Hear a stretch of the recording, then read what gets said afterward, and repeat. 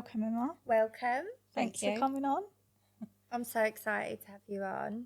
Yeah, me too. I feel like, because we've spoke about narcissists before on the pod, I feel like it would be good to have a professional's opinion. Yeah. And you are an expert. Mm-hmm. So you are an expert in coercive control and narcissism. Yeah. And you're a therapist. Yeah. And obviously you've used your story helping other people. You've got your own app that you've brought out as well. Just tell us, like, how did it start? It started in 2015 when I met a guy who presented himself as a completely different version to what he actually is. So he represented himself as a very charming, kind, loving man. Wanted to know all about me, kind of like sold me the dream. You know, it's very much like a scam. You know, it is a scam where you are believing that somebody is somebody else. You're falling in love with that version. But then very shortly after, they start to break you down and the mask slips and then you see a very different version. But because you've fallen in love with a version that's so perfect, you want to get back to that version because he was amazing. And then over time, he just absolutely tore me apart to the point of attempted suicide, self-harm. And I had to flee the UK and went to Australia. And then I didn't realise I was going through my own addiction because I was very much focused on his addiction, which was alcohol abuse. And I spent a lot of time in AAs, rehabs, and I was listening to other people's stories. Saw quite a few celebrities in there as well. You know, people that you see on the TV that look so happy, but actually there's a lot of pain that's behind those eyes. Yeah. And so I was very much like, I want to help those people, but I didn't realise I was going through my own trauma. I didn't realise I was going through a trauma bond and why I couldn't leave this person. And then realised what this was, narcissistic abuse, and then focused on this area, then coercive and controlling behaviour. You know, that was then introduced to me, what is coercive and controlling behaviour? And then when you start to really dig into it, everything makes sense. And then that's why I do what I do, because educating people and making them understand, you know, this isn't you, this is abuse, then people can understand and then start to work on their recovery. Yeah, so I feel like narcissist, like, to me, it's quite a, like, Thrown about word. Yeah, it's thrown about word, and it's not something I heard like years ago, really. Yeah. So what is your definition of a narcissist? There's many different forms of narcissism. You know, we all have narcissistic traits, but you have to have a lot of them to be narcissistic. Somebody with narcissistic tendencies will not feel any guilt. They don't have any emotion. You know, there's different levels of narcissism as well. So you start off very low, which is more of a vulnerable narcissist, and then ramped up to malignant narcissist when you start to go into more psychopathy, where they hurt you. So when I talk about coercive controlling behaviour, we're talking about more of a malignant narcissist, because they want complete control over your life and they want to hurt you. That's their ultimate game. So somebody that just, you know, if you've been affected by narcissistic abuse, because your body will tell you. Yeah. If you're starting to change yourself to please somebody else because someone is manipulating you, controlling you, and getting you to do things that you never would have done before, then that is that type of person. There's no guilt, there's no remorse, there's nothing. Like, it's all about their own needs, their own gains. It's Do they like mould you like how they want you to be? Yes. Yeah. Do you feel like you changed as Massively. completely different? Yeah. I definitely changed hugely. I remember there being violence early on and me never responding and him being like, "You're pathetic, hit me back." He wanted to have a fight. He wanted us to fight with one another. And eventually I did, and it became like a game, like it was like a toxic cycle. But I don't really want to be fighting and physically fighting with the person that I'm supposed to love and bring up my children in a safe environment. But yeah, definitely. Is a narcissist always violent? No. No. It's worse if they're It's not like more violent, mental- I think. I think mental, the mental side's yeah. worse. Yeah. So that's a really interesting point that you've said there. He wanted you to fight back. Yeah. So I can think, the only way I can think about that is you fighting back gave him more of a reason to hit you harder. Because if you didn't, Yeah. then he could only go so far. Definitely. Like, I remember one of the occasions he did that, and he was flinging me and I was swinging off the curtain poles trying to pull myself back up. And I think he also wanted to recreate some of his trauma. Right. Do you think it runs in the family? Sometimes, not always. But then you've also got generational trauma, which people don't talk about or really understand. We can experience 7 generations of trauma. So we might be experiencing something not from our parents, but from Really? other people like Because grandparents. I hear that a lot great-grandparents. now, generational trauma, and it's interesting that you're describing it, what it actually means. Yeah. So it can skip a generation. Yeah. Okay, like genetics. Yeah. Right. Okay, that's interesting. Yeah. So, like, tell us, like, some of the worst things that he done to you. The humiliation was bad. So when we first got together, we met at the village gym in Maidstone, which you probably know. And I had just moved to the area, so I didn't know him. He was very well known in the area, but I didn't know him, so I didn't know, his past, or he was actually engaged to somebody else at the time. I didn't know. God. I honestly didn't know. He started to kind of say hello, and I was in a gym where no one knew me, so you feel quite vulnerable at that time walking into a gym class. No one knows you. Everyone else is talking to each other, and he would comment on my hair, my outfit, and it was nice to be noticed, even though I was 26 at the time. He was 49. Oh, wow. That's a huge age gap. Yeah. I didn't find older men attractive. So at the time, I just thought, oh, that's quite nice. But all these women, middle-aged women, were so, Ash Southgate, Ash. Like, it was just like, who is this guy? Like, why is everyone... He probably found it attractive as well. well, you didn't know... Yeah, I mean, he's incredibly charming, incredibly coercive. Like, he'll call everyone gorgeous. Like, they kind of like dehumanise you, where they don't call you then by your name. They'll say, hi, gorgeous, hi, beautiful. And obviously that is nice to hear. If Because someone's too charming now, I'm like... now, yes, no. absolutely. But at the time, there wasn't really there wasn't this being spoken about in the media. Social media wasn't actually that big then either, like thinking 10 years ago. Yeah. And he already, so when we finally got together, obviously he was with someone else. He finished it with her, or she found out about us, and then it ended. And then everyone was like, I can't believe you're doing this to her, Ash, like, poor her. And fair enough. Like, Can I ask, was she younger too? Yeah. So he likes, because you are more vulnerable when you're younger. Yeah. And they do say, like, a lot of narcissists will go for younger women because they're easy to control. Yeah. Yeah. Yeah. He actually said, I could never be with anyone my own age because their bodies make me feel sick. Oh, dear. Sounds like Fred West. I watched the Fred West documentary last night, and he only went for young girls. Oh, yeah, that was sick. That is- I watched that. Yeah. But even Was to he say nice that, to look at? Like, what does he look like?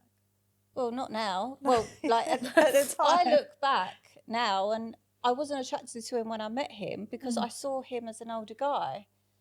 It was the charm that The got charm, me. He was yeah. old enough to be your dad.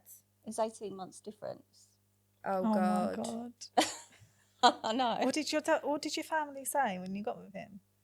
I mean, it was 10 years ago, but I do remember them being like, that he's a bit old. And I was like, yeah, but he's amazing. Like, it doesn't matter whether anyone had said to me, he's too old for you, I was hooked. In the first week, he told me he loved me. And I couldn't stop thinking about him. Like, it's like they put a spell on you. Honestly, 100%. it's like, I was obsessed. yeah. I've never been obsessed before, but it was like the obsession of the chase, and the 1 minute he'd be all over me and the next minute he wouldn't want to know me and would just discard me. See, at that time, he never was like that. He would never discard He was you. absolutely, he actually said, I'm obsessed by you. What have you done to me? As if like I've done something, you know? No, it would be up and down in the beginning. Oh, wow. Very up and down. But then there was other people involved. Okay. So Yeah. I found with my ex, he would be very, very obsessed with that main person. So he was in a long-term relationship before me. Yeah. So when he got with me, there was still a lot of control and obsession with his ex. Yes, there tends to be that. Was he like that with the woman that he cheated on you with? Yeah. Yeah, because they can't fully relinquish the control, can they? No, it's about ownership. It's not about love. Yeah. So that's when I would be dismissed. He actually says to me, I don't think you should ever move on. I think she'll always, you know, just love me. Imagine. And that, like now I know all this like terminology. Of course a narcissist is going to think that. Is because he's so grandiose that he thinks that of course she's not going to move on and she's just going to sit there for the rest of her life. But, come on, Azzy. When we moved into the house together, he put cameras in every room. Oh my God. That's terrible. And if he went out and I wasn't in camera shot, he would ring me and say, "Where are you? I can't see you on the camera." So how soon was this in? We moved into the house in September, so 9 months after. But we actually moved in together after 3 months. So because his wife and baby was still in the house. Oh my God. And so we moved into a rented flat. But even that, it was just so chaotic because I'd never really been around an alcoholic before, and he was very functioning. Yeah. You know, he would go to the gym all the time, like very into his tennis and all things like that. So I wouldn't think that was an alcoholic. Mm. And when he started drinking, though, that's it. And that's the thing with narcissists and alcohol. They can contain some element of control.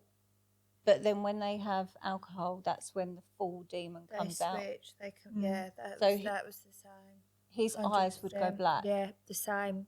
Terrifying. So that's when I would get the physical abuse. My head smashed into a wall, a cupboard, strangulation, spat at multiple times. I hate that. I think that's the lowest. I'd rather someone slap me than spit at me. Yeah. He would laugh at me and do it. It's horrible. This is what I think of you. And then spit on me. And the thing is, your body goes into freeze. So my body went into shutdown. There's only one time when he had me up, and this was the last time he done it to me. He was smashing my head against the wall in the cupboards in the kitchen and then spat at me. And he'd been on this binge for days, so he hadn't brushed his teeth. Drinking for days, it's cocaine, isn't it? Yeah. And I just remember, it was like acid in my face. Like I could feel it burning in me. And he grabbed my coat, and luckily, because he was so drunk, it slipped, which enabled me to run. But I honestly think he could have killed me that day. Like the eyes were so black. I think he was. I think he was ready to do me in. But luckily, I got away. If he was like that for days, like I remember once locking the front door, going to bed because he was out on a bench, and 3 o'clock in the morning, because I didn't wake up to let him in, the whole door frame just came straight through the house, and I was like, oh my God, he's going to kill me. And the eyes would just go black, the same. It's like they're not really there. No. What did it like? Do they just find excuses to be like that, or like, did you feel like you'd done anything yourself? Did you feel like there was anything to blame that you done? There's always something to blame.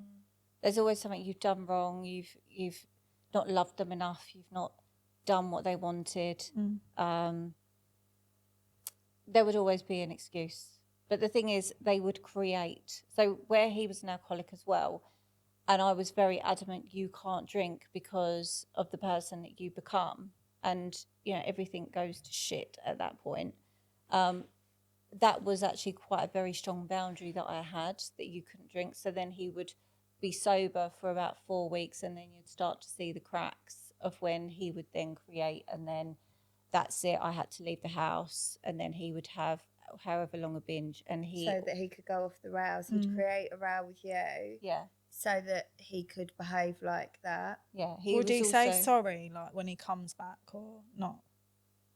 Not really, no. I would say that he's also got a very, very serious problem with sex workers. Oh, God. So it was to drink the sex workers. That's Satan. I honestly think when a man uses drugs, alcohol, and then goes, it's like the temptation there, it becomes perversion, doesn't it? With the sex. I do think he's a psychopath. Yeah. Like, because there's no guilt there.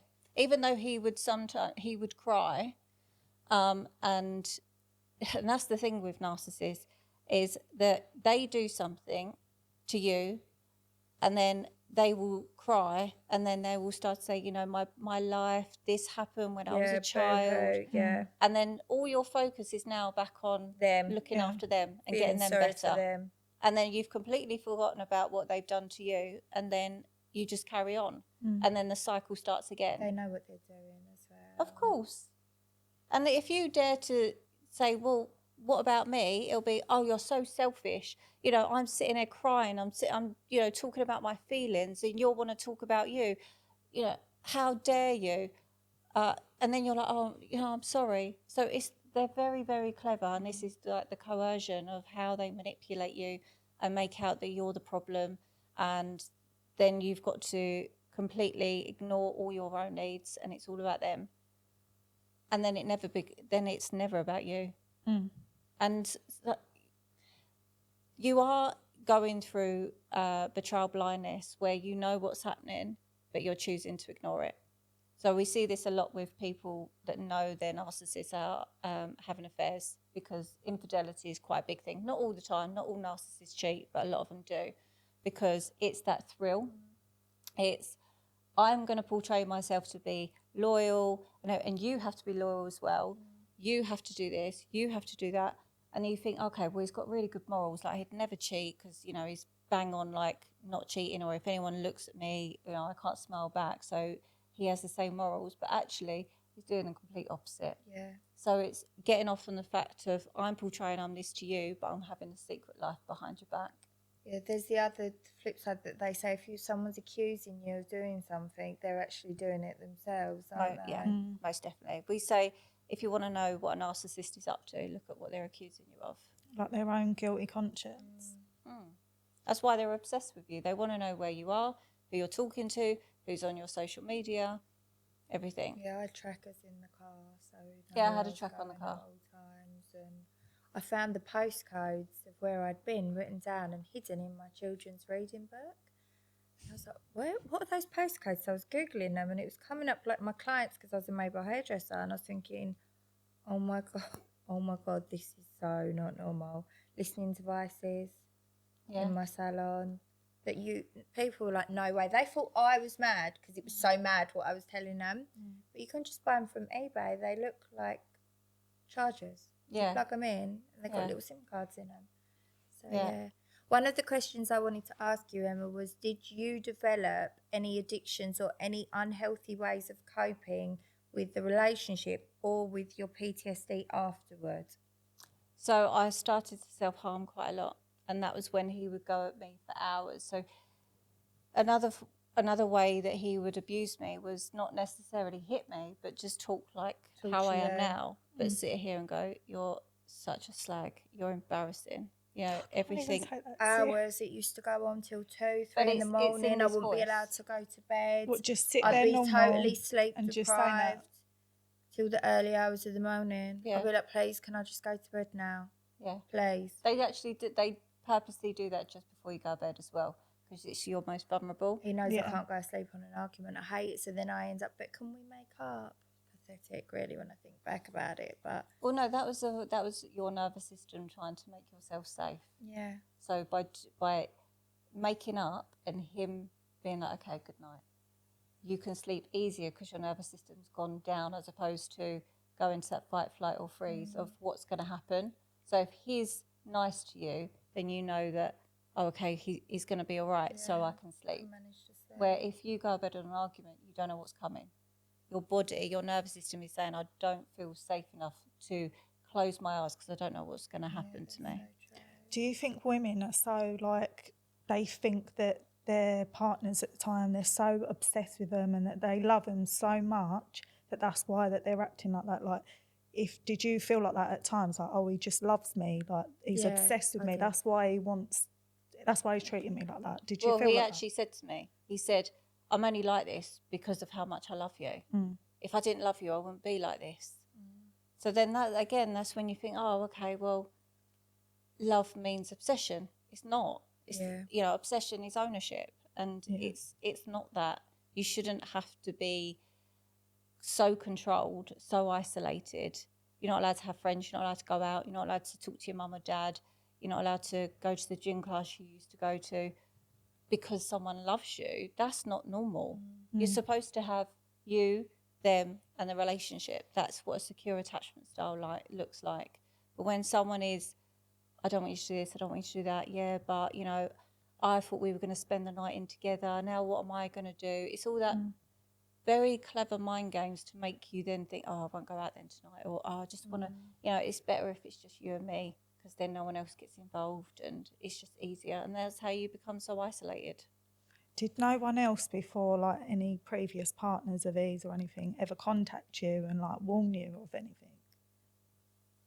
Not when I was in it, but now the amount of people that has come out of the woodwork, even one of the people he was with at 19 has come and told me things that he kind of told me, but definitely flipped the story on. So told me in a very different way. He was the victim in that story when actually very clearly he's the perpetrator. So he was doing this when he was very, very young. Narcissists get worse as they get older as well, especially that type. Regarding your question about my coping mechanisms, so self-harming, when he would just be so vile to me and just keep going at me for hours, me crying and begging him to stop wasn't enough. So the first time I'd done it, I was holding a glass and I just threw it on the floor and it smashed, and I picked up some glass and I literally just started cutting all my body open. Literally, my arms, my legs. Like all my legs let me go here. out. I just picked up a thing. I just felt so trapped and so caged. Yeah. And I thought he'd let me go to the hospital. And he didn't. See, when I done it, it shocked him. Yeah, it does shock him, doesn't it? Yeah, because I literally was, and I had some glass in my hand here, and he grabbed hold of me, and my body had obviously got into freeze because what I was doing to me didn't hurt. Like none of the cutting hurt, and I had this glass in my hand. He grabbed me, and I was doing that hard and harder, so I had blood running down here, and it was like this was the only thing I could control. Yeah. So him going at me, I had no control over that, but the pain here was actually not. I don't want to say nice because self-harm isn't nice, but anyone that's listening to this has gone through that will really understand what I'm talking about. That pain was, instead of it being internalized, it was actually physical that I had control of, and that got him to stop. And then it was, what are you doing? Then you're mad though, aren't you? And then no matter what happens, they're like, but you are mad, you have got mental health problems, so this is all in a... And then they've got more ammunition to go back to people and go, well, she's actually really nuts, and I'm really trying to take care of her, and it's just, it's a crappy cycle. Did he try that? Did he try and turn people against you? He tried to turn people against me as soon as we got together, but I didn't know. So he was very clever in all the people down the gym, his little flying monkeys and all of that. He would say, she's a gold digger. She's only tried to get me to change my will already. No way. And that's no such thing. He just makes up lies. I never said that once. And so all of these people hate me. They all think that I'm this gold digger and all, this whole gold. I think I'm still labelled a gold digger. There was no gold, I can assure everyone. Really?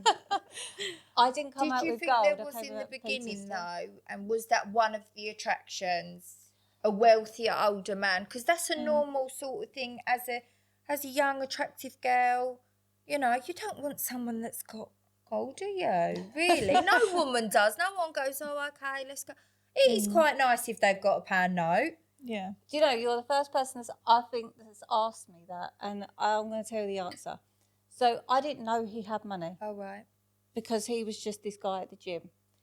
I didn't know what car he drove until I saw him get in the car, which was after that he was starting doing this whole like love bombing stuff. He was driving an R8. And I thought, oh, okay. And then he took me to one of his properties and he had a Range Rover and the number plate said a woman's name on it.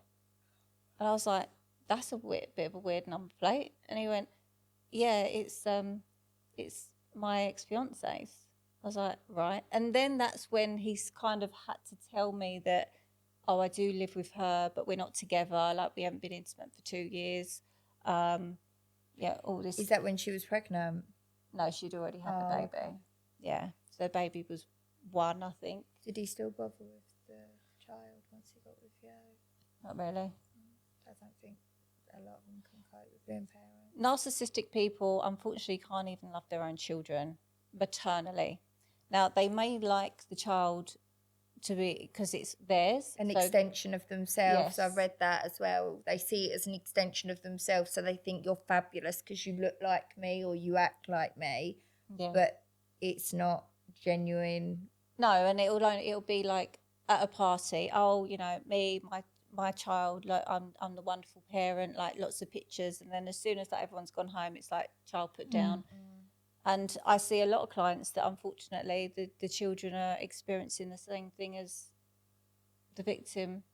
Because I don't like just talking about men, because women are also narcissists. I see a lot of men victims, and the trauma is just as bad.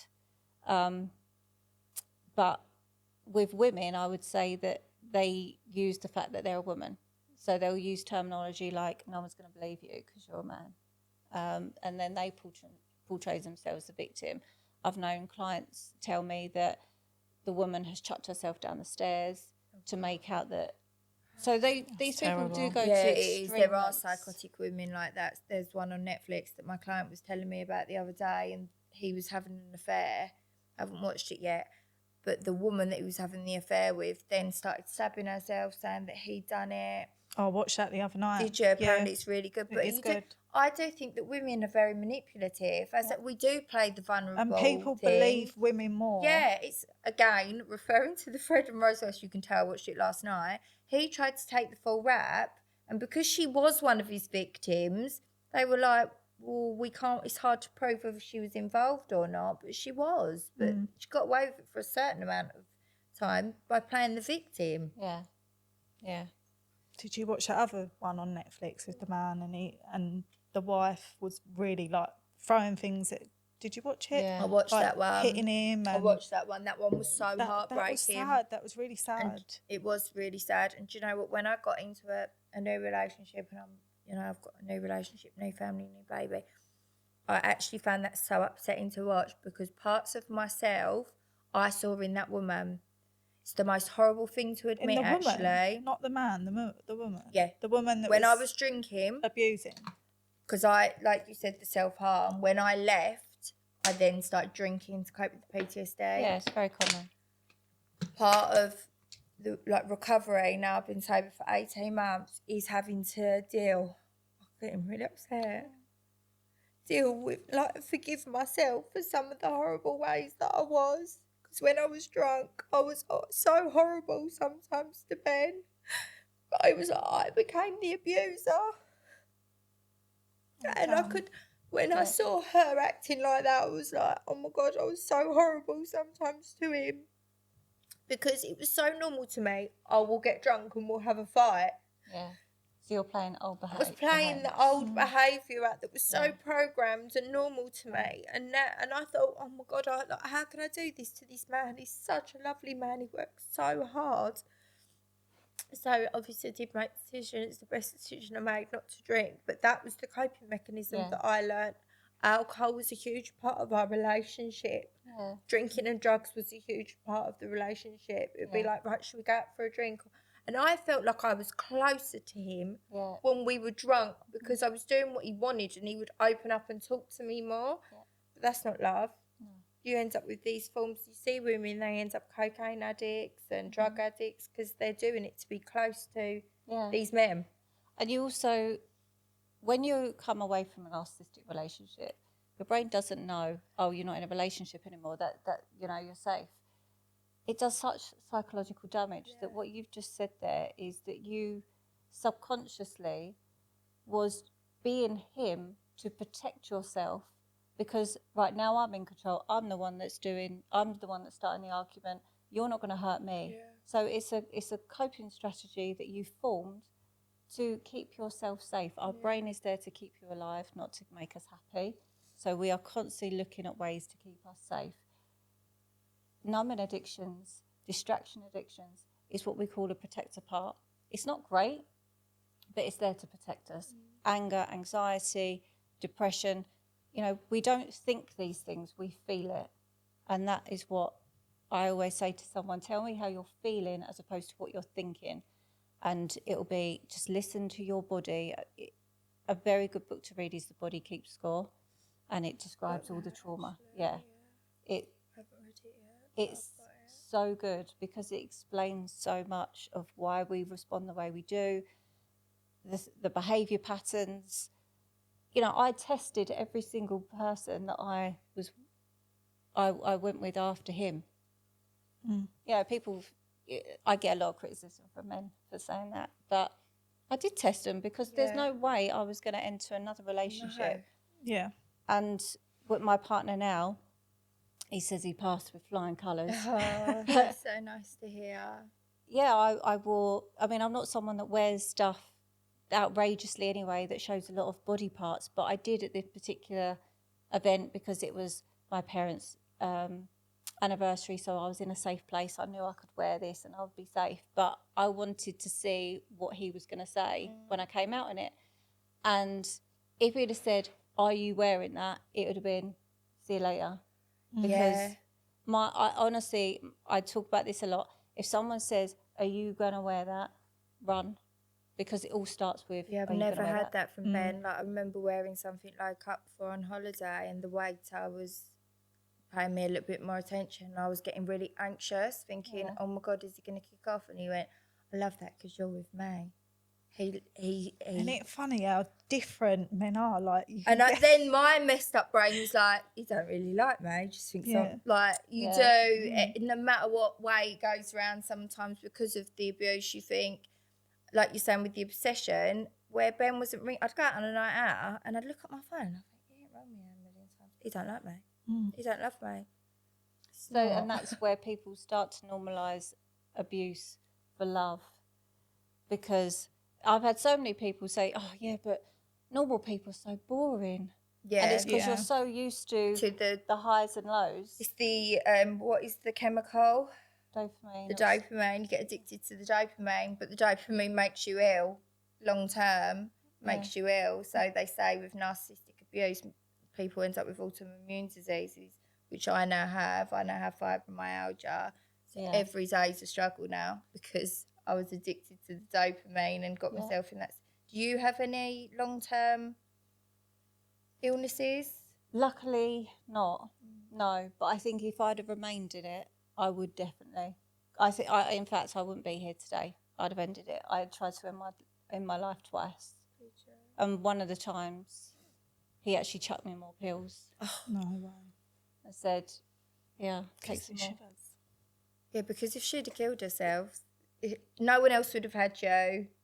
No, I think he would have quite liked that, because then he could have used the story as, oh, she was nuts. She was nuts. She was crazy. She was this. And it absolutely riles him that I've become very, very successful off the back of his abuse. He hates it. I was going to ask you that. But it hasn't stopped him, getting new victims. Because in 2024, he got convicted for non-fatal strangulation and assault by beating. Oh, so it's carried on, even though he's been so exposed. It's still, but that just shows lack of control. So they want so much control, but actually they lack so much control, self-control. Didn't he try and get you arrested? Yes, he did get me arrested. Oh my God. Yeah, so when I went to Australia for a month just to get away, so this was after my first suicide attempt, I came back and he had manipulated the whole gym into saying that I'd stolen £18,000 from him. I'd stolen my car that he got me for my birthday, that he, put on social media. Oh, look at the amazing car that I've given her. He actually secretly put a tracker on, so it was nothing to do with the car. It was just about the tracker. He told everyone that, and then I went back to the gym, and then the gym instructor, who hated me from day one, I think she had a thing for him, but she hated me from then, and then she came over to me and she said, "You're not welcome down here, you thieving something." Oh my God. And I was and he was behind her. So this is exactly what narcissists do. So he had riled everyone up, said that I was this, said I was that. Everyone hated me. I didn't go to the gym that time in that Mercedes because I knew that everyone was after this car. Honestly, it's something out of a film. And so I went in a different car that someone gave me. And when I left, he tried to walk out in front of it. I swerved so much I nearly went into the flower bed, but I thought, you're not making me stop. Later on, I got arrested for attempted ABH. I was trying to write, he said you tried to run him over. Yeah. And it wasn't just him that contacted the police, it was other people that had riled up, because he went in and been like, oh my God, she tried to run me over. Oh my God. And then I heard that one of the statements that they'd given to the gym was, if there was children around, there would have been a bloodbath. Oh my God. And so I got arrested. I was put in a cell for God knows how many hours, and I was, just counting tiles as you do. And then, I could not believe that they was arresting me. I could not believe that I was standing there being booked in, and they were asking me all these questions, and they were like, do you feel suicidal? Do you feel this? And I was like, I don't even know what I feel right now. I generally could not. And then she said something like, yeah, Ashley doesn't feel safe or something like that. And I was like, what? And then she said, oh, it'll all come out in an interview. So I sat there, waited. And then they opened the door and they said, we're not interviewing you. We've looked at the CCTV. You can go. Oh. It's unbelievable. So I sat there for 6 hours in a cell. So did you report him before that or not? Had you ever reported him? Yeah, he'd been arrested for ABH. So they knew there was a history of domestic violence. Yeah, but they didn't look at that. No. So they let me go, and then later, because then was a full-on investigation at the gym where they had to interview me, because I reported the gym instructor for abuse. Did you still go to this gym? Yeah. I would never have gone down there again. But that's just my anxiety now. If anyone's nasty to me, I'm not going again. But I just thought, well, if I stop going, then they've won. Mm. Yeah. It was like fight off. I think I just went into fight because I had a hell of a lot of hate down there. I lost so much weight, not because of gym, but because of trauma. Yeah, but I was skinny. That was the one good thing. I was so skinny. Yeah, you did lose weight. The stress. So he then coerced me back. So we kind of got back together after all of this. Oh, God. He sat in a meeting with me in the gym, and he said, I never told the gym instructor to do that. It's nothing to do with me. Yeah, you should get rid of her. She lost her job. No, he never. He totally used her then. My fault her for being used. Yeah. But there's people they just disregard them, don't they? But he had riled everyone up in this month of she's this, she's that. So everyone was like, oh my God, attack Emma when she comes back. But yeah. More fool people like that, though. They must have really liked him to believe him, though. Do you know what I mean? They're just totally brainwashed and manipulated. And I think when people have seen with a certain amount of stature or power, we had this conversation before, when people name drop. Now, I probably did when I was younger before this, but now I think, oh no, I would never mention, do you know so-and-so? Never. No. Because when you're on the receiving end of somebody that is powerful and they're using that power, it's the worst feeling in the world. You feel so vulnerable and isolated and lonely, don't you? Yeah. What about your trip to Maldives? Can you tell me about that? Yeah, I'll say that. It started at the airport where he started to drink heavily, and I took the book of Mel B's, the one that she'd recently released about her domestic abuse, and she was kind of the first person that I'd listened to and was like, oh, actually, that is what I'm going through. That is actually that. Because I was still thinking that it's me. Oh, you're talking about didn't you recently go to the Maldives as well? I have been since, but yeah, I'm thinking about seeing you recently go. So you went with him as well. Yeah. Was this like Right, after he's tried to get you arrested, or no, this was before. Before. Yeah. So you openly discussed. You openly discussed with him that there was domestic abuse within your relationship. Yeah. So there was periods with me that would be like, that never happened. Oh, he'd gaslight me all the time. That didn't happen. He'd say, you don't... I remember I called him narcissist once, and he laughed. He went, you can't even spell it. Oh, he used to call me a narcissist. But you know what? I actually went to a therapist and was like, am I a narcissist? And she said, you wouldn't even be questioning that if you actually were a narcissist. Yeah. Mm. I get a lot of people don't. like that. No. They don't, do they? They don't ever question or... No, definitely not. I went to couples counselling with him before this, like the Maldives and everything, and sat on a sofa like this, and I had all my notes written down. I was broken. I was looking down. I was a shell. He's like sitting there like, this is what I have to deal with. She's so controlling. She stopped me drinking. I'm not an alcoholic. He'd been in rehab for 28 days before. I'm not an alcoholic, but she just is not trusting me, and she's suffocating me. And, she's obsessed with my ex. She's obsessed with this. She won't let me see my kid. I'm like, what are you talking about? I was like, no, you physically hurt me when you drink. That's why you can't drink. Oh, you keep just bringing up the past all the time. You've got to move on. Yeah, that was what I got. You bring up the past, you need to move on. What did the therapist say? You've got to trust him. Oh, God, that's the worst. If you get a therapist that agrees with them, you may as well just walk out there and then... Was it a woman or a man? Yeah, it was a woman. Woman. Yeah, but he was so... I do this for her and I do that for her, and, I worry about her. It was just all like it was so manipulative, and I'm sitting there like, are you fucking kidding me? And obviously then it's like, oh, yeah, look, this is the aggression that I've got to deal with. And then so she said, well, you have to trust him, Emma. If he says he's going to drink 2 beers, he's going to drink 2 beers. I'm like, you've known him 40 minutes. He's been in rehab. You shouldn't drink anything. Yeah. I haven't been in rehab. I wouldn't have 1 drink, because if I had 1, then it would be 2, then it'd be 3, then it'd be 4. But drinking doesn't, not every alcoholic is a narcissist. Not every alcoholic is an abuser. People can be alcohol dependent but not have that side to them. But his was. So that's why I was saying you can't drink. When we went to Maldives, he started drinking. So this is after his stint of rehab. Mm-hmm. So he was full on back on it at this point. And he was just so nasty to me, like really, really nasty. And normally, because it was all inclusive, but normally the holidays we went on, it wasn't. So he would buy people.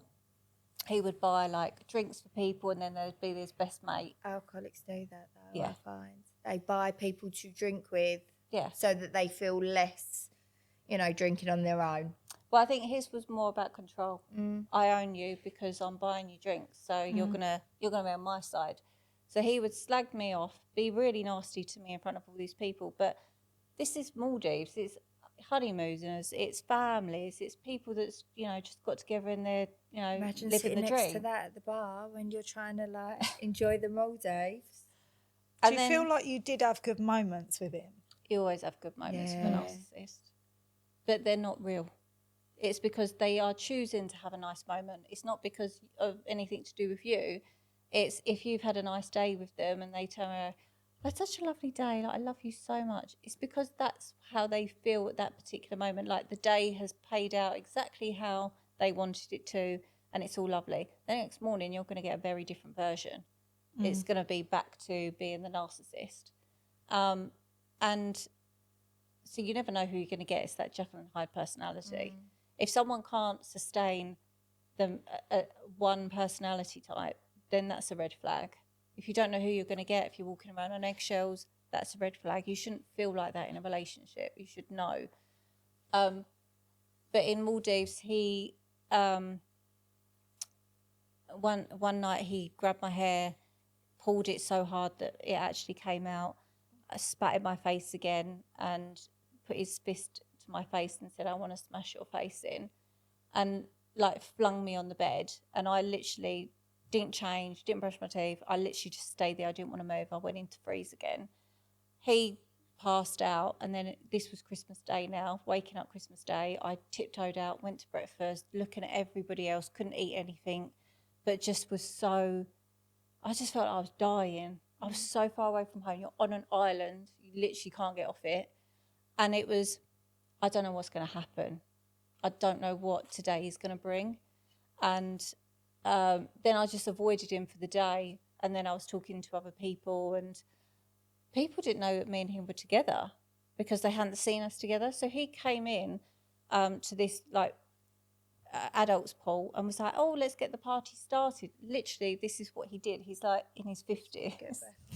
And then I've like sneaked out because I thought, I can't deal with this. And then I heard the little cart go down and they're all singing like Merry Christmas. And I'm just like, I'm just going to go to dinner on my own. But they ruin every occasion. Absolutely. Christmas, Special birthdays, even if occasion. it's the children's birthdays, they'll be ruined. Yeah, because it's not And you're about them. so disappointed. The disappointment is heartbreaking, isn't it? I wanted to ask you, so when he would drink, he'd be nasty to you, but was he nasty to others? Was he just a nasty drunk, or it was just you? Oh, no, it's me. Yeah. So that he has a certain element of control. Oh, massively. Yeah. Yeah. So to everyone else in the bar, it's cuddling, very touchy-feely, even with guys. Yeah, which... That creeps me out. Yeah. But, yeah, he was nasty to me. So And we wouldn't get in fights in the pub brawls. No. No, he'd love everyone in the pub. He had control. Yeah. He just chose and used it as an excuse, that alcohol, to be nasty to you. Ash hates women with a passion. He hates them. He wants to destroy them, and but he needs them around. Do you think there's a reason that he hates women? Like something in his childhood or something, like he might be gay, yeah? Does he like his mum? something? There is a reason for it, but I can't talk about that Oh, okay. because Sorry, it's not we my can't story to disclose tell. that. Yeah, I get like that with certain things. Well, it's not my story to tell, and it is very traumatic. Yeah. And Yeah. even though I can't stand him, I do No, respect you're the that better boundary. person. Yeah, it's I not try my and story to respect tell. a certain amount of boundaries whilst telling my story to help other people, because I'm not ever out to hurt anyone, even him or family members. But you can help other people, and there are so many women that ends up dead or taking their own lives. Every day someone takes their own life because of domestic abuse. What about that young girl that took her life and the police were going to do him for manslaughter, but he got off with it? How do you feel about that? I think it's disgusting. I think I watched the video of the cam on there on that woman, and when the woman was crying uncontrollably, and the female police officer was like, "Can you stop crying? I can't understand you." It's terrible. I'm just like, how like, victim was treated. that victim was so traumatized that she actually had no control over how her body was responding. She needed that police officer to sit down on her level, sit next to her, hold her hand, give her time, give her space, allow her to be in that moment, allow her nervous system to recognise, actually, I've got another woman sitting here and I'm believed, I'm going to be heard. How you can treat another woman like that? It's just like, the police are not trained enough into dealing with victims. And this is what I absolutely hate. And I get a lot of victims tell me that have to go to court. Their solicitor will say, you need to look like a victim. So don't wash your hair. Don't wear any makeup. Don't look nice. Why do you have to look like a victim? I couldn't put myself through that whole process. Just things like that alone, being treated, being cross-examined and someone, I wouldn't have been able to cope with it. And this is why you're so brave. This is why That you victims did don't actually do all of that, but I couldn't have coped. I know I wouldn't. They were like, you can do it by video link. I still don't want to. No. I'm No, not because going. what you'll get is a barrister gaslight you, Yeah. call you a liar, make out that they're innocent, and how traumatising is that? That you've It's not so only had to go through traumatising. all that. Imagine if they get off with it. Yeah. And they do. You're even more traumatised. I think I was suicidal enough. I think I would have probably killed myself. Also, the repercussions of going to court, even though I was told there might be they were like, this could be a 10-year sentence. Coercive control had just passed. And also, I'm probably still even a little bit trauma bonded. That is the father of my children, and I did marry him, and I did love him so deeply. So it wouldn't have sat right with me to have done that. Yeah. It's terrifying. And it's not only that, you don't go to the police and then they charge and then they go to court. Sometimes people are waiting years for a court date. And so you've got this hanging over you. You're trying to get on with life, but it's not happened yet. And then I just think the way that it's dealt with, and I did go to Ash's trial for the non-fatal strangulation with someone else.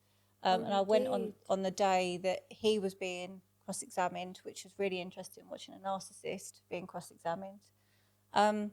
Typical, all someone else's fault, all her fault, she's this, she's that. And I was listening to all the things. So they went out on his birthday, which is in September. She moved into the house straight away. He gave her my car, because the Mercedes is like... So he didn't put it in your name? Oh, no, nothing's ever in the so it's not name. a gift, is it, really? No. So gave her the car, gave her the Amex card. And I was thinking, this is all like repeated behaviour patterns. Like, this is like obviously coercion. Then her statement was like she wasn't allowed to see her mum. She wasn't allowed to go out. She was having to do like constant chores around the house. It was absolutely coercive, controlling behaviour. But this relationship was only from September to February. And the actual incident of the triangulation was actually on my birthday. So I don't know whether that set him off. Underline, it That was, is mad. So we're talking 5 months. Yeah, usually they say That's 6 mad. months. Oh, Don't no, they? he's getting too old for that. Yeah, he can't. He can't Can't contain hold it. out 6 months. I No. found after about 6 months Oh, well, the violence started. I think with him, he can't contain it anymore. But Yeah. he got off on coercive control of behaviour. They found him not guilty. Oh, God. And when the jury went out, because obviously with being in the gallery, you can watch everything. The barrister said, how do we explain what coercive control and behaviour is to the jury? And they were like, I think we've just got to print something off. So if you have absolutely no idea what coercive control and behaviour is. Which a lot of people don't. No, like if you're sitting there and you're struggling to pay your mortgage, you're listening to a guy that's given someone a car, given someone a credit card, given someone somewhere to live, giving someone a wage. You're thinking, what are you so ungrateful for? You're thinking, oh, well, it don't sound that bad. No, exactly that. But if you flip it on the lens of coercive control and behaviour, that is exactly what that is. No normal person is going to do that. That's not normal behaviour. Like, you don't get someone to move in, but he's a very insecure person. He needs to be around someone all the time. Like, he cannot not be in a relationship. That's another sign of a narcissist, though, isn't it? They when have he to was- have the supply. Yeah. When he was in prison, I was contacted by a woman that he had started to see, so because they always line someone up. So he started to see her in prison. He bought her a wedding dress. They hadn't even been intimate. So she said, my daughter's found you online. I need to ask you some questions about Ashley Southgate. And I'm like, another one, here we go. Okay. And then she said, and I was like, he's done this. And she was like, thank God for you telling me that. I'm running a mile. But he bought her like a $5,000 wedding dress. This is ridiculous. But what about the women that write to serial killers and marry them? What the hell? Yeah, you I can't be think well that's probably yourself. childhood trauma Yeah, or there's something like always that. an explanation for it, isn't there? What the hell? Did he bother what No, did he care what other people think of him? I don't think he cares. No. What about the women that know what they're like, though, and they still choose to be with them? Do you think they think he's not going to be like that with me, or they fall for that you were the bad person? Well, listen to this, okay? So would you go, if you started seeing someone and they went, look, I'm going to be sentenced for coercive controlling behaviour after 5 weeks, will you come to the sentencing with me? Someone went. Yeah. No He had a way. new girlfriend sitting there. Yeah, when he was sentenced, he had a new girlfriend Oh, sitting there. where is the woman solidarity, the girl code in that? No, I'd say, sorry, hon, you're going to have to take this one on your own. Honestly, I sat there and she'd written a witness statement just after 5 weeks, saying that he's never been coercive controlling. After 5 weeks? Yeah. You're allowed a little bit of a honeymoon period, hon. Well, I did think you are still in the love bombing stage here. But yeah, she... Did they let her read that? Did they actually allow that to be read? Yeah, I think that's in itself is disgrace. Well, the thing is, they had said that it was... They lied and said it was 5 months, but it wasn't. It was 5 weeks. I don't care if it was 5 years. It's irrelevant, you know. Witness. He had pleaded guilty to coercive control, so it doesn't matter what you've done in the past or who you've... But, yeah, she sat there and listened to all of that, like what he'd done to me. Like I didn't read my statement out, the barrister did, but I was I really did graphically detail what I had experienced and now the after effects, you know, PTSD, panic attacks, not trusting people. Yeah. And yeah, she was with him, but it obviously went wrong somewhere because then he got with this other one that he strangled, but now he's back with that person. Oh. Well, she went to court against him, didn't she? So he had to go for the backup again. Well, yeah, they always go back to the old victim. Well, the backup is the one that will actually stand there in court. She's probably a little bit more reliable. She'll do anything by the sounds of it. Yeah. So it doesn't matter how much you try to, you know, warn people. If someone wants to be with them, they will do. But I always say, still go for the conviction, even if the conviction is not that great. Because like the woman that contacted me, that found me on the internet and things like that, that could have ended up, I mean, he wouldn't have married her. It was just, he won't marry anyone. Financial reasons. Yeah. But she managed to get away. So there's been plenty of people that has contacted me and I've managed to warn them off. But yeah, there's always going to be one that's going to stick. So, but that's up to them, you know, if she wants to be with somebody that knows that he's coercive controlling and it doesn't stop there, it is physical, then at least you know what you're walking into. I think if you are prepared to put yourself through that and you know, well, then that is down to you. Like, how long did your trial go on for? I didn't get a trial. He pleaded guilty. He pleaded guilty. And did it go to Crown or Magistrates? It was taken to Crown. How long did he get for that? He got 19 months custodial and he got a 4-year restraining order.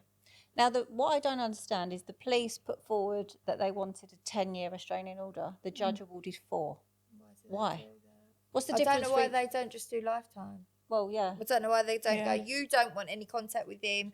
You haven't got children together. You're never going to need any. There's a lifetime injunction. Yeah. Why 4 years? It's ridiculous, isn't it? Yeah. Can I just ask, like, what evidence did you have to give to him? So I was back and forth to the police a lot for over a couple of years, and they kept saying, not enough evidence, not enough evidence. Even when he sent an indecent picture of me to my parents, and he got cautions. Did that.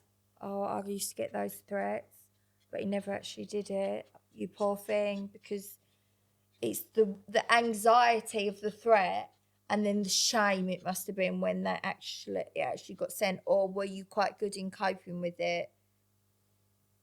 Well, the picture was of me topless, and like when he said, I'm going to send this picture to your dad, one, I thought my dad had blocked him, but he hadn't.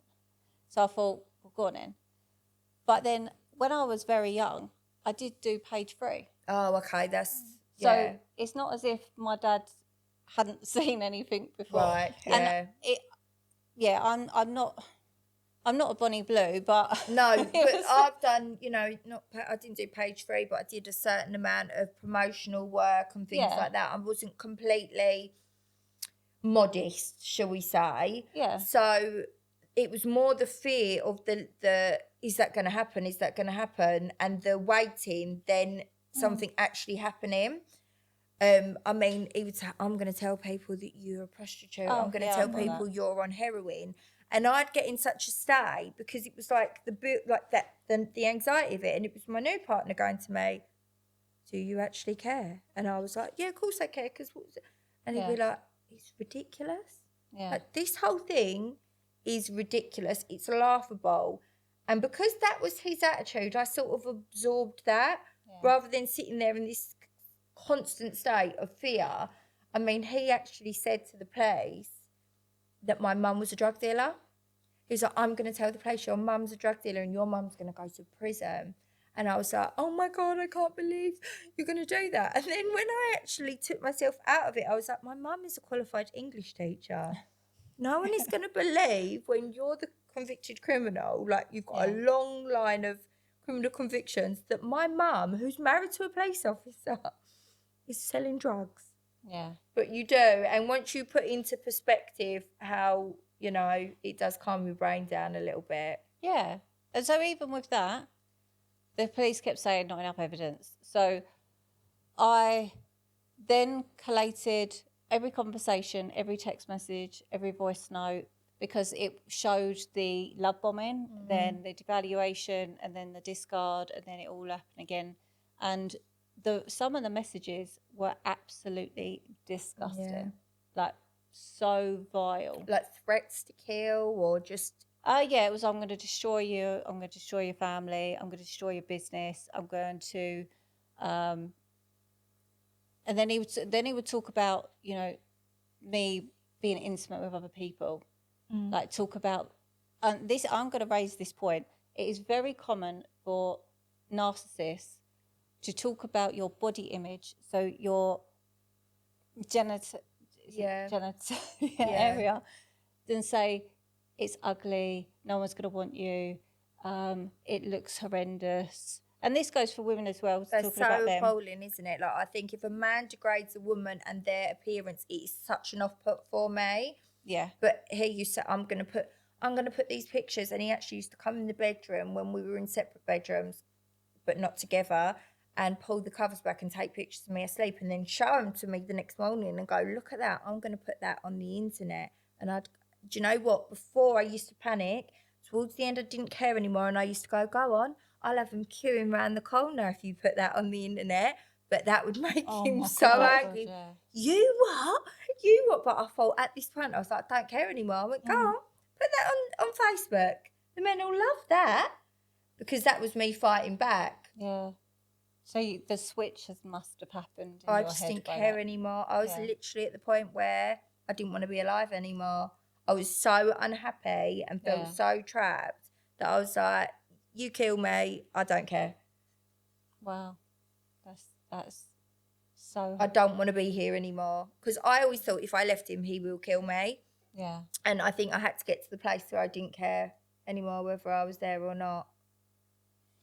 And take the risk of leaving, because they do say statistically, when a woman leaves, it's the worst period. And most likely they'll be killed. And that's why when people say, "Oh, why didn't you just leave then?" Because you're really terrified. Irritates me. Yeah, me too. It not only you're so scared, but you are trauma bonded.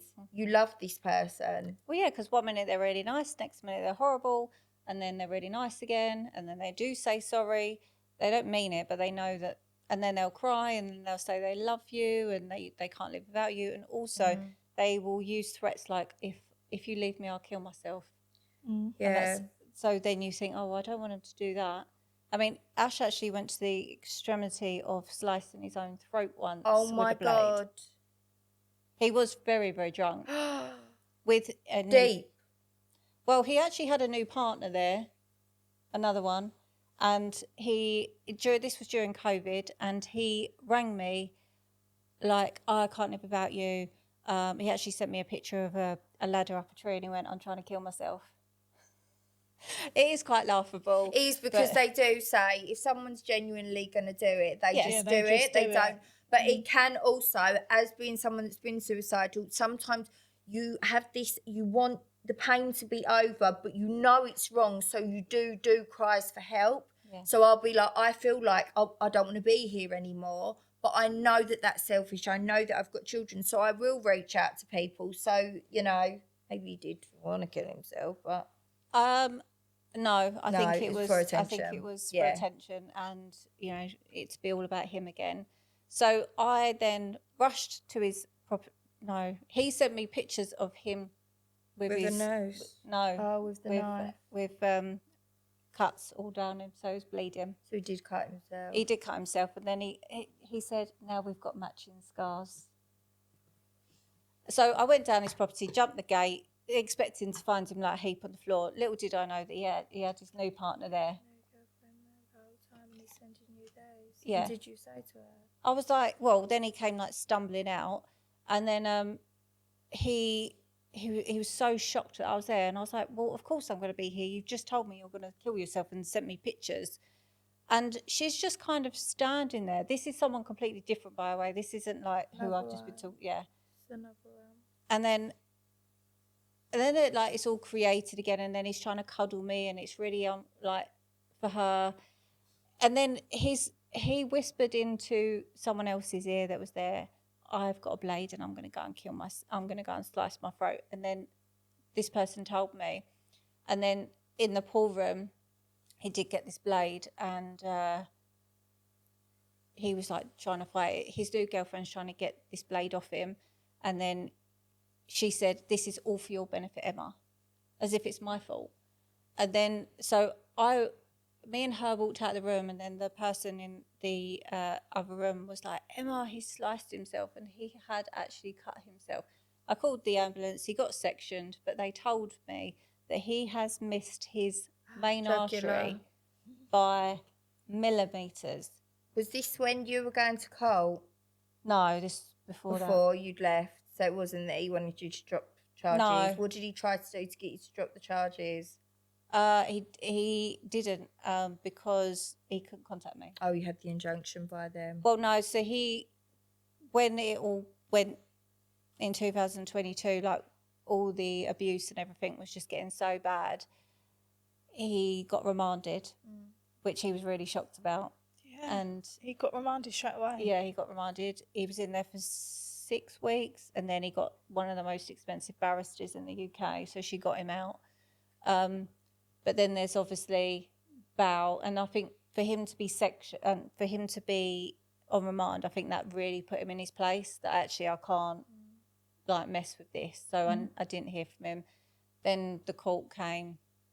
He even his fancy barrister obviously saw how much evidence I had and was like, "Look, you ain't getting away with this," or it was that her bill was going to be astronomical. Yeah. So I'd say it was either those two reasons why he pleaded guilty, not because I've actually done it, but it was my bill's going to be too high if I do take this to court because it's going to be like a week, or it's, if I plead guilty, then I'm going to get a lesser sentence. And I think his barrister said, look, if you plead guilty, then we can go for suspended sentence. So that's a Cat B. But luckily, I had a very good judge where he didn't take any shit. And his barrister spoke for about 45 minutes to tell him why I wasn't such a wallflower and I wasn't such a victim and all things like this. And I was thinking, but he's admitted it. Why are we talking about a text message that I'd sent like 3 years ago to him? But then luckily he was paralytic in court as well. No. And she's sitting there saying that he's sober and he's like going to AA. I'm like, he's paralytic. Are you joking? Honestly, this is not. Yeah. Could the judge tell that he was paralytic? Could anyone else tell other than you? Well, his eyes were black. and he was very cocky. The thing is, like, they placed us. I was probably closer to him than you are to me now. No way. We were that That's close. So Oh bad. God, was you not really anxious? I think the adrenaline took over me, and I think this fight in me to get justice has been years. And when because you've got the bit where they talk and the barrister like talks about how wonderful he is and he, you know, he's a good character really. Then the judge gets up and goes and thinks about what he's going to do. So you stand up and then you can go out and wait to be called back in. He came round from like the dock, past me, went over to his new girlfriend and someone else that was sitting there, and then opened the door for me to walk out and went after you. I'm thinking, how is that allowed? Like, he could have punched me, he could have done whatever That's to me. so bad. And then, so he was smiling at me and everything. And when we went back in, and then he was sitting there smiling, like, I'm going to get a suspended sentence. And then the judge said, no, this is definitely Cat A. And I saw his face drop. And then, 19 months. And when we stood up, he said, well done to me. He didn't say sorry, he said, well done. Because everything's a game with these people. But for me, that was my closure. I was done. Like, I was literally like, Relieved. done. Yeah. Yeah. And what year was that? 2022. Oh, wow. So not that long ago. No. No. Considering he 3 got done years 18 ago. months later. Yeah. Oh. That's a long old time for it to be dragged out for, isn't it? But I would say to anybody, these people do not change. You are not going to be the one that changes them. You are not the special one. They are going to continue to do this. And if you know about it, then actually, all cards on the table, you know what I'm like, that's your problem. Yeah. Like, if you're staying with me and you know what I've done in the past, then don't expect It's like any a different. challenge, do you think? I know for me it probably was a little bit, and the success story. And I often thought Disney sort of feeds it to us because you've got Aladdin who was a thief, but then he finds love and turns into a prince. You know, you've got all these princes that Well, Beauty and the Beast is... Beauty and the Beast. You fall in love with your And kidnapper. the love makes him this wonderful person. Yeah, your kidnapper. Yeah. So it is a little bit misleading. He isolated her. Yeah. He got rid of her dad. Then he locked her away. Yeah. And then... So I blame Disney. Do you know what? I talk about Disney a lot. And I ruined Disney for everyone. I know, I still like it, but it is true. There are some misleading things for young girls there. Yeah. And I did sort of, I was very romantic. I still am now.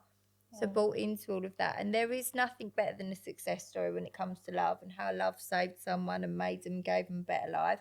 But it was the time that I invested that I struggled so much to give up on. I was like, but I've invested all this time.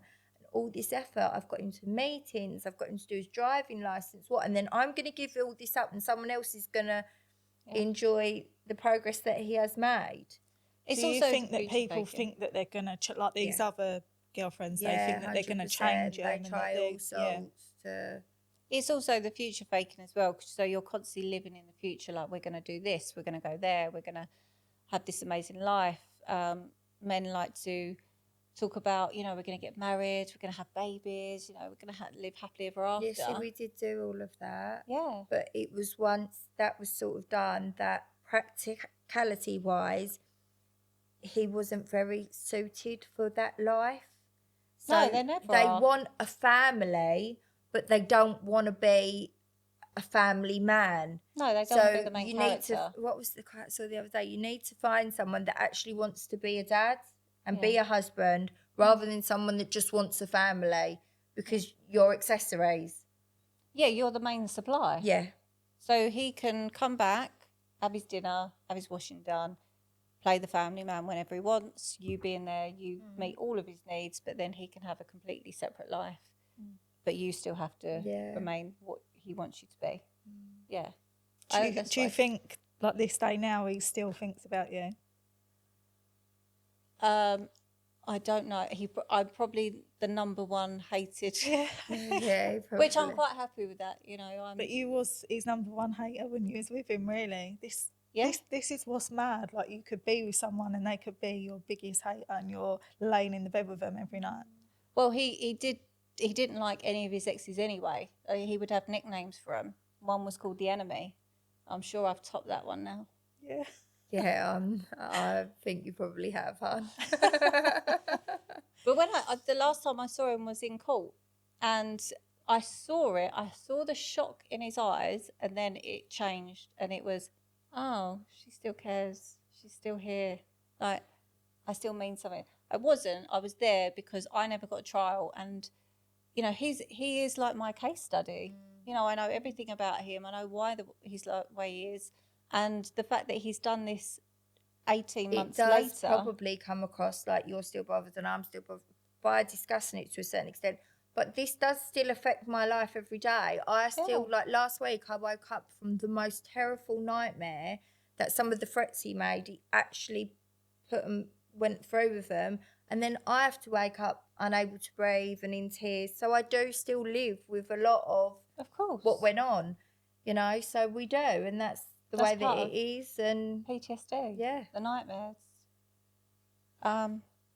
Yeah, I don't know if he still thinks of me, but I think with the amount of social media and that I do, I think he gets sent a lot of stuff. Oh my God, yeah. Yeah, probably. Imagine how many times he's been forwarded stuff. But do you know what else I've got to say is I started dating a guy once I left my ex before Ben, and he was following you, and he'd been in a relationship, and he was claiming that he was not. He was the narcissist, following to make out like, oh, I'm educating myself because. Yeah, there's a lot of education. They use the language of, you know, you're gaslighting me, you're this, you're that. So they are learning to make out that you're the abuser. Yeah. What does gaslighting actually mean? It means that for a scenario, I would do something and then say, I never did that. You're crazy. Or so they will do stuff to make you question your own sense of reality. It's not just lying, because lying isn't gaslighting. That's where people get the mix up. Gaslighting is where they lie and then make out that you're going nuts. You need to go and see a doctor. Yeah. I never said that. Move stuff.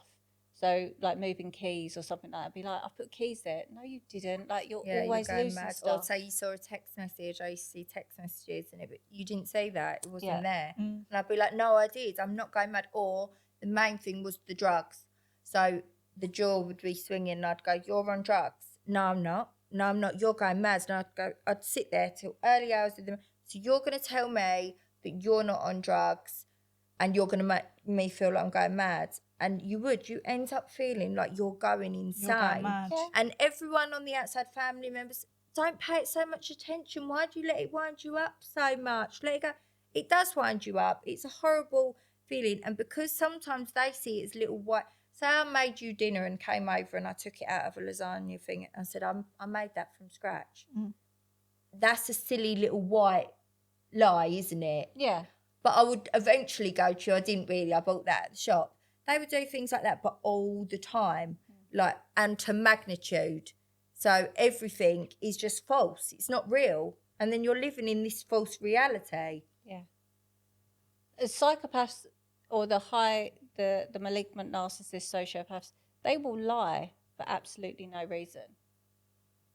No reason at all. They will just lie. They are pathological liars. Narcissists The lying as was well. unbelievable. Like, I was so confused by the end. Yeah. I didn't know, and they said this with women in refuge. They'd say they forget how to clean themselves. They forget they mentally just break down so much because after a long period of time, you don't know what's reality and you don't know the effect that has on your brain. I mean, I've spoken previously about some of the lies, but you end up just completely. I had a nervous breakdown. Like I couldn't remember how to get to the shops and things that I'd been able to do, I couldn't do anymore. My whole nervous system just shut down. Yeah. So narcissistic abuse affects different elements of the brain. So you've got the hippocampus, which is the memory part, and constant abuse, that part will shrink. So when people say, I can't remember what I did yesterday, I can't remember this, I can't remember, it's because the abuse has affected that part of the brain. What is it called? Hippocampus. Hippocampus. That's really interesting. Then you've got the amygdala part of the brain, which I say is like the smoke detector of your brain. So it's constantly sniffing out for danger to let you know. Because you're constantly being abused, that is constantly going off. So even when you come out of a relationship with a narcissist, that part of the brain is damaged. It's still going, which is why you're so hypervigilant. I jump all the time. Yeah. Like if one of the children creep up on me, I jump, but then I'm so upset afterwards, they feel bad for sneaking up on me. And now they're of an age where I go, Mummy's, you know, she gets quite anxious, and if you sneak up, it scares me more than it would do your friends in the playground. Yeah. But it's like a butterfly could fly past my kitchen window, and who's that? Yeah. I mean, there's still the flying monkeys that say that I'm this gold digger and everything, but I would just say that if I was such a gold digger, it'd be it would benefit me, him constantly being drunk, because I'd still be living in the big house. I'd be driving around in the nice cars. Yeah. But I wasn't. You would have stayed, I was constantly trying to get him sober and trying to get him help. And, you know, this whole thing of I stole 18 grand. I can assure you I didn't steal 18 grand. The only things I had to sell was a watch that I was given after he put an iron in my face in Dubai once, that he went and bought me a 40 grand watch. And then an engagement ring. And then the engagement ring that he got me when he came out of rehab, because I literally saved his life, he spent 80,000.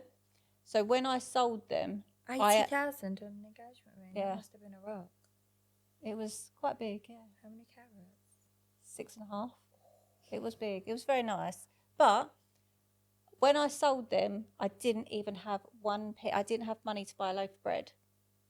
So I got rid of it. They were gifts. They were yours to sell. Yeah. Did he want them back? I'm sure he'd have liked them back. God. But the watch I got 6.5 for, and the ring I got 18,000. But I invested that into my education. I didn't just. So I literally bought my ticket for Australia. My degree was £12,000. Wow. So you did that in Australia? Yeah. Did you have family in Australia? No. I had one friend, but I had to learn. So where you talking about like you had no confidence, I was shattered. I had lost 10 kilos in a very short space of time. I was going to the other side of the world, walking into somewhere, but it was actually really nice because no one knew me. I went to Portugal for 4 months and it was the best time. I didn't want to come back. I felt free. I felt like I would normally feel probably on a day-to-day basis if that wasn't going on in the UK. It was amazing. I bought a little car for like £2,000 and it was my freedom. Like I'd just come from Range Rovers and all things like really luxury cars, and then I had this £2,000 little car, and it was the best car. It was mine. No one could take the keys away from me. Like it was just so free, and I could go somewhere and not be like, oh God, I've got to get back. Or it was just it taught me to live again. Australia saved my life. It really did. But when I come back, the abuse continued because when you leave an abuser, especially if you leave them, they weren't ready to leave you. The stalking and harassment starts. Yeah. So they will then start with all of that. Has he got that on his record? Is he on, they've got that new stalking register. There's a stalker register, isn't there? I don't know. I know he'll definitely be on Claire's Law. Yeah. But you don't need Claire's Law for him. You only stick his name in Google and it will come up. Yes, that's what I wanted. So, yeah. It's so good that you had that motivation to do that, to go and Australia. You managed to study off your brain. I wouldn't have been able to do it. I don't know how I done it. Mentally, but I was so fixated. I think I became obsessed with it. I wanted to know what this was, why I was the way I was. I wanted to know. I was like a sponge. I've got dyslexia, so I've never liked school. Hate it. But I loved it because it was something that I was generally interested about, and everything started clicking. into place. Yeah, when you're dyslexic, if you're really passionate about something, you absorb the information, don't you? Yeah, So it was healing you at the same time as learning it. it was. Yeah. Yeah, I So found the good. programs like that. So I did the Freedom Project, and then because I had childhood trauma as well, they made me do a course called the ACEs, which is Yeah. Acute Childhood Experiences, and you have to like tick. There's about 10. Did you have a parent that was an alcoholic, a parent that went to prison, violence, all these different ones? And that was really interesting because obviously people that experience trauma as children, they do tend to go on to be in abusive relationships. They do, So yeah, because it's recognising normal. that, yeah. So tell us about your app that you've got helping other women. So MyNara, which stands for My Narcissistic Abuse Recovery App, is all about collating the evidence of abuse so you can hand it to the police, the solicitor, family court, and show that pattern of abuse. And I always say, don't just take pictures of the bad, take pictures of the good, you know, the flowers that will turn up, or what the nice That's text messages, interesting, yeah. because that is also showing the pattern of coercive controlling behaviour. Where there is no physical abuse, you don't have broken bones, bruises, you don't have anything tangible, so you have to collate evidence to get this conviction. Without it, you will not get it. The CPS won't touch it. So the more evidence you have, emails, voice notes, anything, just put it in the app and it will date it and time it for you, and then it's there. And it doesn't have to be in your camera roll, so it doesn't have to be on your phone if they go in it. It's cloaked so it looks like another app. Oh, really? See, That's I so used to good. send things to my friends and say, keep that safe for me. Yeah. Because I knew I wasn't ready to leave yet. Yeah. I think in 2014 or 2013, I sent her one. My face was totally smashed in. But I knew I wasn't going to leave. So I was like, could you just keep that safe for me? And because she'd been through it herself, she was someone that I could trust that wouldn't go, I can't talk to you anymore because you're staying and I shouldn't be. She was really good, my friend. She went, okay, I'll put it away. And that's what's, you know, as much as your friends don't like seeing you go through it, you do sometimes have to just still be there to listen Still to be people. there, yeah. Not judge them, not go, I don't want to listen to this anymore, so I can't be friends with you. It's a hard position to be in, but you have to trust that when people are ready to leave, they will. Yeah. Yeah, that's true. And if you're not ready to leave, you'll only just go back again. Yeah, it is an addiction. It is an You'll addiction. I only- was addicted, totally. So when you talk about the alcohol, you was ready to give it up. When you left the relationship, you was ready to give it up. No, I continued. So I continued drinking after. Yeah, but when you have given up, Yeah, when I gave up 18 months ago. you was ready. I was ready, yeah. I should have given up before. Yeah, but you weren't ready No. then. Oh, yeah, I was ready to give up. Yeah. I didn't want to be that person anymore. Yeah. So when someone says, why don't you just leave? There must be something wrong with you. Because I hear that a lot as well from friends and family. Like parents come and see me. What can I do? And I'm like, just stick with them. Yeah. The narcissist will want you to give up. Yeah. They want to isolate you. Yeah. So just remain, as much as it's so traumatizing for you watching your kid go through this. It breaks my heart now to think what I put my mum through and my dad through. But just stick with it. Because But you're so right. I wanted to be his wife. I wanted to be his girlfriend. I wasn't, like you just said, I didn't want to be a drinker anymore.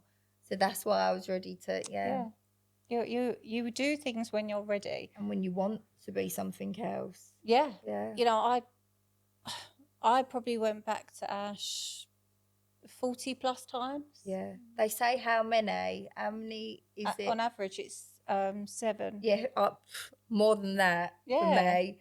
I went into a refuge before I had children and left the refuge to go back. Yeah. But in fairness to me, I was in this refuge, and you have different types of refuges. People don't realise this. You have some refuges that will accept women with criminal convictions and alcohol problems, which I'm less judgmental of now because I know that addictions can form as part of the PTSD, but I didn't at the time. And I was left him because of drink and drugs and alcohol. And yet I was then living in a house full of people that were on drugs and alcohol. So I was like, I'm in no better position. I didn't see the end goal that I would probably have got a house and, you know, been able to build my own. I was scared. So I went back because I was scared. I felt safer with him than I did there. Yeah. So if you are looking to go into refuge, I would say when you ring the refuge helpline, say, I don't touch drinks, I don't touch alcohol. I would prefer to be somewhere where there aren't, So you can go in a refuge without children? I thought a refuge was if you only had children. No, if you don't have children as well, you can go into it. That's You good. can't actually, this is the thing that's so upsetting. If you have more than two children, it is extremely hard to get a place in refuge. And during my time in refuge, I had to put my eldest daughter with her dad because they would not accept me if I had 3 children. Oh God, I bet that broke you as well. It was heartbreaking. It was one of the hardest decisions I ever made. But I had to do, because he didn't have PR of her, there was less concern that she would be taken, because if he were to take her, it would be kidnapped. With his own children, he had parental rights for them. So if he took them, there would be no arrestable offence. He's taken his own children, and he could have fled the country or gone up country. So it was important that I tried to focus on keeping them in refuge with me. But it was heartbreaking emotionally. I was very, very angry and upset about that. And obviously my daughter, having only been 10, she was very upset with me. She didn't understand at that age, and she just wanted her mummy. But I want to stay with you, mummy. So I had her at the weekends when she wasn't in school and throughout the week. Because financially as well, I couldn't provide her with what I could before when I had a salon. And I thought, she's not going to want to be with me when I'm living in a refuge, but your children do. They love you. They just want you, no matter just what. wanted me. And it was very, very difficult. And we've had to overcome it because she didn't understand. Now she's 18. She understands that I did that for her safety, for the safety of the children. But for women that have 3+ children, and this is why the women in the travelling community also suffer, because they usually have larger families, it is very hard for them to get places in refuge. And that is why the refuge charity needs a lot more help. Because people go, but you didn't leave. But they actually can't leave. They can't, People even stay for pets. Yeah, pets. You can't take pets into refuge. So my pug that we were speaking about earlier, luckily my mum took him. But she became so attached to him, she couldn't give him back to me afterwards. And I was happy to let her keep him, and I didn't want to. But, you know, it's people have to give their pets up. And if your pet is like your child, which mine is to me, I don't know what I would do if I was in that position now. I'd be devastated. So Emma, where can, if people are going through like something like this and they want to find you, where can they find you? They could see me at my private practice, which is My Trauma Therapy. So mytraumatherapy.co.uk. I would say within the app as well, I wanted to educate people on what this is. So to prevent you from getting too far in, there is a part where you can log red flags at the beginning of a relationship. So if you download it anyway. I didn't even know about this one, Emma. Yeah, that's I've known really about good. your TikTok. I think that's where I saw you originally. I followed you on Instagram. I know about the app. This is a website as well. No, so it's in the app. Oh, it's in the app. Okay. Yeah, so you can, there's a part in there where it's log red flags. So you can log if someone's love bombing you, if someone's using sex as a weapon or gaslighting you, and it will count up how many red flags that you've logged. So if you've logged, say, 10 red flags in a week, you need to take note of that. Yeah. But I really urge people if someone walks into your life and they're perfect, and then all of a sudden things start to change or not add up, or people are lying to you, or they're making you question why you're doing things, because there's always consequences with these people. So they might stop texting you if you don't reply, or if you wear something and they don't like it and then you change, then you think, oh, I won't wear that in the future. If you're having to change yourself, that is the big red flag. Like, you do not need to change you because you've met somebody, or if you're in a relationship. You should be able to be you. Yes, there's compromises, but changing your identity is not one of them. And so logging red flags is really, really important, because if you don't want to end up traumatized, with complex PTSD, with chronic illnesses, Disabled. all of this, then don't go into a relationship with a narcissist. And it is your responsibility to look at someone's actions, listen to your gut feeling. If something's How telling you your not body right, responds then to that person. go with that. Don't listen to the future faking or all of the things like that, because it's not going to happen. Yeah. Disney, it's not real. That's made me really sad. Disney's Sorry about not that. real. Especially if you've got children, like it is your responsibility Yeah. to look into that. Yeah. Always do Claire's Law as well. I'm so Yeah. angry at myself Always. now that I didn't when I had my daughter. But I always think, but I wouldn't have my other children. Yeah. But if you Yeah. are a mum, you have a responsibility to look at those red flags. Yes. And if you're dating and not have that person around your children. Also, there is Sarah's Law, which if you do Oh, have yeah, children, Sarah's Law to make sure that someone doesn't have sexual offences. Sex offenders. So you've Yeah. got to check. You know, we look at reviews for Yeah. Hoovers, holidays, restaurants. We always look at reviews. Why do we not look at reviews on people? Exactly. That's so true. Or I say it about shoes. If you bought a pair of shoes and they were giving you blisters, you wouldn't keep wearing them. If a man keeps making you cry, he's got to go. If someone is affecting your mental health, that's not your Yeah. soulmate. Yeah. Definitely not. Thank you so much, Emma, Yeah, for I've coming really on. enjoyed I've you really coming enjoyed on. I this know I one. would. Well, thank you too for having me, and you're a survivor. Oh, Well done. Thank you. So are you. Thank you very much. Do you offer personal counselling? Yeah. Okay, I'm definitely having some of that. That's really I good feel to know for better. other people, isn't it? So where are you based?